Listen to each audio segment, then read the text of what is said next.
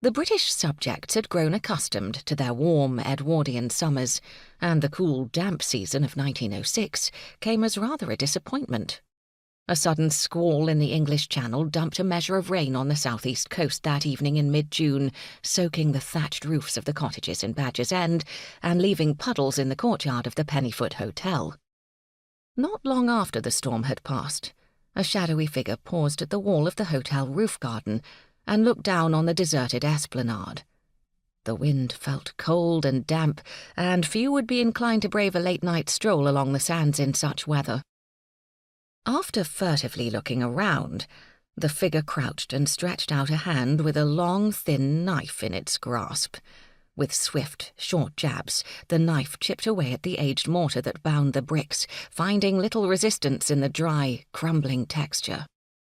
The hand worked steadily at the wall, until an area roughly 3 feet wide and 4 feet deep had been gouged and weakened.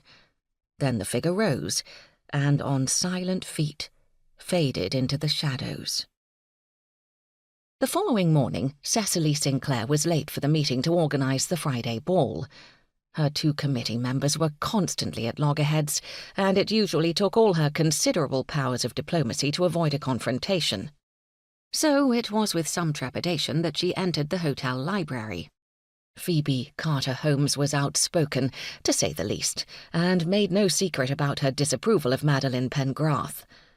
When Cecily hurried through the large panelled doors, she heard Phoebe's shrill voice declare, "Upon my word, Madeline, I've never heard such utter nonsense in my entire life." Cecily took her seat at the head of the heavy Jacobean table and frowned at Phoebe. "And what is it that you are dismissing as such nonsense?" Phoebe waved a gloved hand in irritation. "She's muttering all that mumbo-jumbo again. I don't know what possesses her to dally in such sinful rubbish." Cecily was very fond of Madeline. That didn't mean that she believed all the drivel the villagers whispered about her. After all, Cecily prided herself on her common sense.